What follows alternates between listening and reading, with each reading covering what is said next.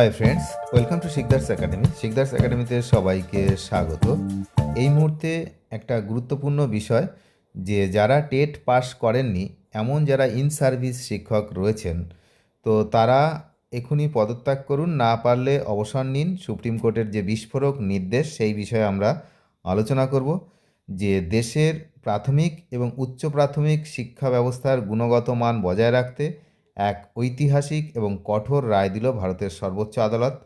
Supreme court স্পষ্ট জানিয়ে দিয়েছে, শিক্ষার অধিকার আইন 8টি অ্যাক্ট 2009 অনুযায়ী যে সমস্ত শিক্ষক নির্ধারিত সময়ের মধ্যে শিক্ষক যোগ্যতা নির্ধারণকারী পরীক্ষা বা টেট পাস করতে পারেননি, তারা শিক্ষকতা পেশায় বহাল থাকতে পারবেন না।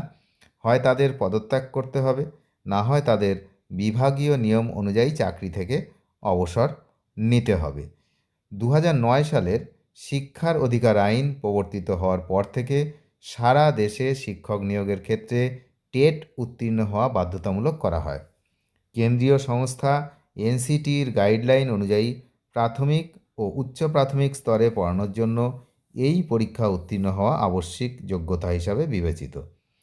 তবে অনেক রাজ্যে এই আইন কার্যকর হওয়ার আগে বা পরেও বিশেষ ছাড়ের মাধ্যমে অনেক শিক্ষক নিযুক্ত হয়েছিলেন যারা টেট পাস করেননি, যেমন আমাদের রাজ্যেও হয়েছে। সুপ্রিম কোর্ট তার পর্যবেক্ষণে জানিয়েছে, শিক্ষার গুণগত মানের সঙ্গে কোনো আপোস করা সম্ভব নয়। শিক্ষার্থীদের সঠিক শিক্ষা দেওয়ার জন্য শিক্ষকদের ন্যূনতম যোগ্যতা থাকা জরুরি। আদালত মনে করে, বছরের পর বছর সময় দেওয়ার পরেও যারা এই যোগ্যতা অর্জন করতে পারেননি, তাদের কর্মক্ষেত্রে থাকা শিক্ষার অধিকার আইনের মূল ভাবনার পরিপন্থী। বিচারপতিদের ডিভিশন বেঞ্চ জানিয়ে দেয়, সরকারি বা সরকার পোষিত স্কুলে কর্মরত শিক্ষকদের জন্য টেট কোনো ঐচ্ছিক বিষয় নয়, বরং এটি একটি বাধ্যতামূলক শর্ত। রায়ে আরও কি বলা হয়েছে, একজন শিক্ষক যদি নিজেই ন্যূনতম মানদণ্ড পরীক্ষায় উত্তীর্ণ না হন, তবে তিনি শিক্ষার্থীদের সঠিক দিশা দেখাতে সক্ষম হবেন না। সরকার ইতিপূর্বে অযোগ্য শিক্ষকদের যোগ্যতা অর্জনের জন্য কয়েক বছর সময় দিয়েছিল। সেই সময়সীমা অতিক্রম হওয়ার পর আর কোনো শিথিলতা দেখানো আইনত সম্ভব নয়।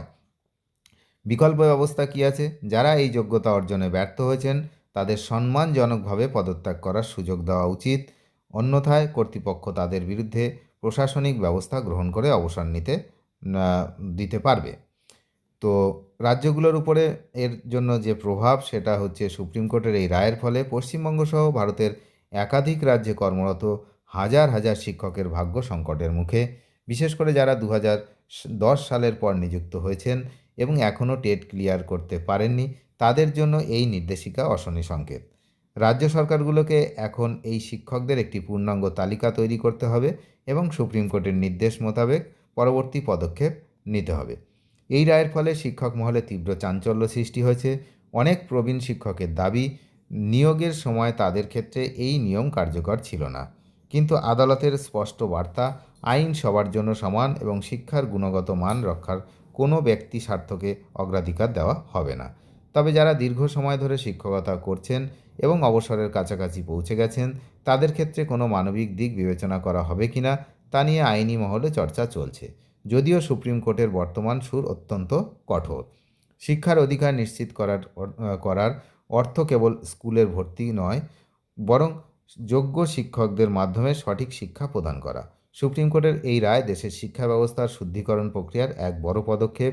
অযোগ্য শিক্ষকদের সরিয়ে মেধাবী ও যোগ্য প্রার্থীদের সুযোগ করে দেওয়ার পথ এতে আরও প্রশস্ত হবে বলে মনে করছে শিক্ষাবিদগণ। তবে এই মুহূর্তে কিছু কিছু বিষয়ে আমার খুব আপত্তি রয়েছে। সেটা হচ্ছে, এতদিন ধরে যারা পড়াচ্ছেন তাদেরকে অযোগ্য কোনোভাবেই বলা চলে না। যারা বলছেন বা যে সমস্ত জায়গায় এটা লেখা হচ্ছে, তো সেটা কিন্তু খুবই খারাপ দিক। কারণ আপনি যোগ্যতার প্রমাণ অনেককে নেননি, তা না নিয়ে কিভাবে অযোগ্য বলছেন? তার কারণ টেট পরীক্ষা কন্ডাক্ট করা হয়নি শিক্ষকদের জন্য। তো আমাদের রাজ্যে বিশেষ করে, অন্য অন্য অনেক রাজ্য হয়েছে, সেখানেও হয়নি। তো এখন যাদের কর্মজীবন 5 বছরের বেশি সময় বাকি রয়েছে তাদের জন্যই হচ্ছে টেট বাধ্যতামূলক। এবং আপনারা জানেন যে এই থেকে এই যে রায়, এই রায়ের পুনর্বিবেচনা করার জন্য অনেকগুলো রিভিউ পিটিশন, রিট পিটিশন হয়েছিল। তো সেগুলো কিন্তু ইতিমধ্যেই তার 2-1টা খারিজ হয়েছে এবং অনেকগুলো এখনও পেন্ডিং অবস্থায় রয়েছে। তো সেগুলো এখনও সুপ্রিম কোর্টে বিচারাধীন এক প্রকার। কিন্তু যেহেতু একটা রায় হওয়ার পরে রিভিউ পিটিশন আর রিট পিটিশন তেমনটা কার্যকারী হয় না, সেটা আপনারা জানেন। আর সবচেয়ে বড় কথা, কেন্দ্র সরকারের শিক্ষা দপ্তর থেকে যদি অর্ডিন্যান্স জারি করা হতো যে এই 2010 বা 11 সালের আগে যারা শিক্ষক পদে নিযুক্ত হয়েছেন তাদের ক্ষেত্রে এই নিয়ম কার্যকর করার বিষয়ে কিছুটা শিথিলতা যদি দেখানো হতো, সেক্ষেত্রে কিন্তু একটা বিষয় ছিল। কিন্তু যেটা আপনারা দেখলেন, আমি অনেক আগে থেকেই বলছি যে কেন্দ্রের যদি অর্ডিন্যান্স জারি না হয় কেন্দ্র সরকারের তরফ থেকে, শিক্ষা দপ্তরের তরফ থেকে, তাহলে কিন্তু এই রায় থেকে বাঁচা সম্ভব নয়।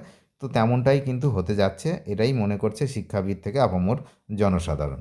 সুতরাং 5 বছরের বেশি সময় যাদের বাকি তাদেরকে টেট দিতে হবে, এমনটা ধরে রাখতে হবে এই মুহূর্তে, এছাড়া আর কিছু করার নেই।